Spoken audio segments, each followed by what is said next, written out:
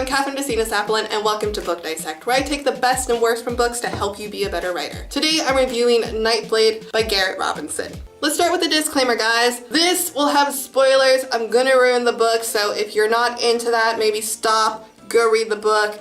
But if you don't care, then continue on. Let's ruin the book. There are two things that Garrett does really well that every writer needs to be doing. And if you need an example of how to do it, look to Garrett. Number one, he markets. He has a website, he's on YouTube, he's on Twitter, he has a discourse, he's on Goodreads, of course, and there's probably a whole bunch of other things that I'm missing, but those are just the things that I was stalking him on. I see this question a lot where people will have written books and they don't know why they're selling. And the top three things that always come up are your book cover, your description, and your tags on Amazon. And not that those things aren't important, but I can tell you as somebody who buys books, if you don't have an online presence, it doesn't matter how amazing your book is, I'm not going to get it. I found him on YouTube, I watched a whole bunch of his videos, I thought his content was interesting, and then when he says he wrote books, I was like, I would review that, and here we are. Number two, he's clever and knows how to play the game.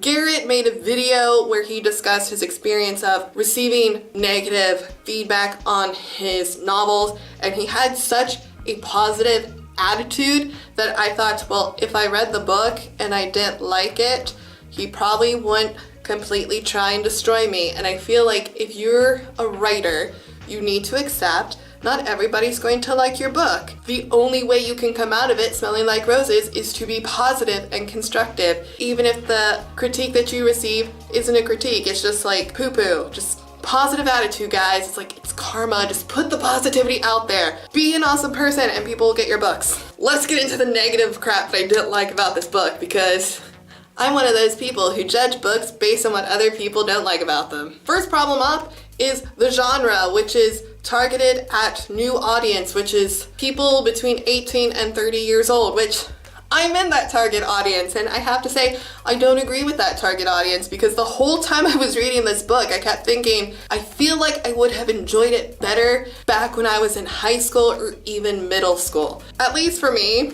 I didn't like the main character, but that's because I was sort of looking at her through the eyes of a mother, and I kept thinking, if my children did the same thing that this girl is doing, I would beat them, because it's like, why are you being so stupid? Like, no, that's not how you should act. This is why you need to be grounded and put into your room, because you're being stupid.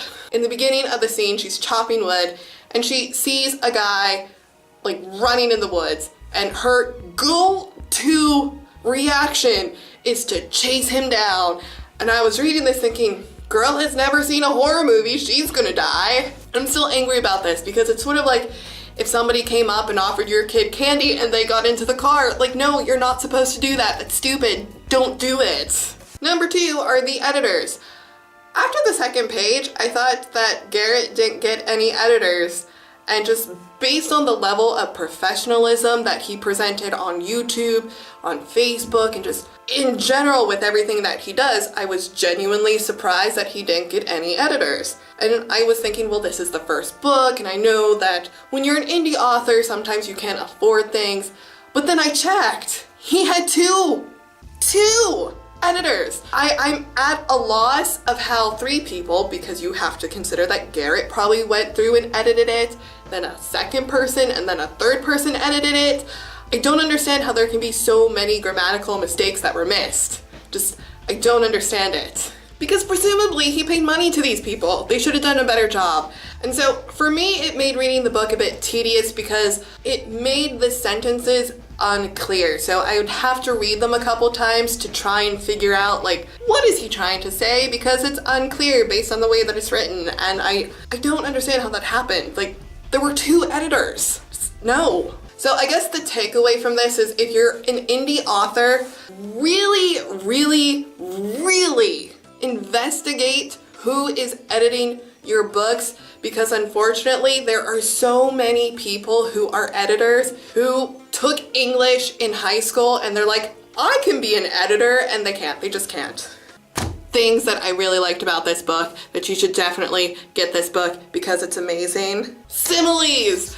Guys, I really cannot recall the last book that I read that used similes, and there are so many similes in this book, and yes, some of them are cliche, but some of them are really, really great. And it was just a pleasant little surprise because something so simple just paints a lovely little picture. So if you want an example of a writing technique that can add a little bit of spice and flavor to your writing, you should check this out for its similes. I like those. Another thing that I enjoyed was the tone. Or maybe it's the voice. I can't remember the literary term, but the whole time I was reading this book, I got the impression that I was at camp, sitting around a fire, and I was being told a story of lore and how she wants to be a thief. It's different from what I usually read, and I really enjoyed that difference.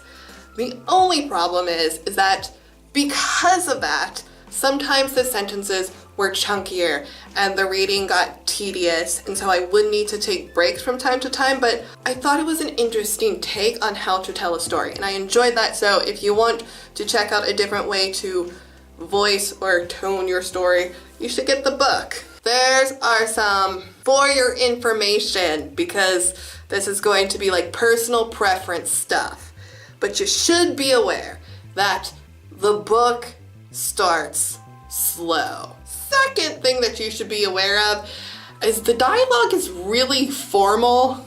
And number 3, guys, it ends in a cliffhanger. As a random note, I feel like if you're somebody that plays D&D, you're really going to like this book because it felt like a D&D campaign. I don't know if Garrett plays D&D, but just based on this book, I feel like he does. Anywho, if you read this book, be sure to tell me about it in the comments below because I love hearing from you guys. If you'd like a more in-depth review, be sure to check out my blog. The description will be below. And if you like this video, give it a thumbs up, hit the red button, and subscribe, guys. Share it with your friends, family, and strangers on the internet. And I'll see you guys in the next one. Totes scenes, may apple scenes. There's a bonus video for those of you who are interested in seeing the unboxing of this, where I'm really too excited about getting a free book. I like books too much, guys. It's like you're still going through that puberty adolescent stage because don't take the candy, guys. And if you see somebody running away, don't chase after them.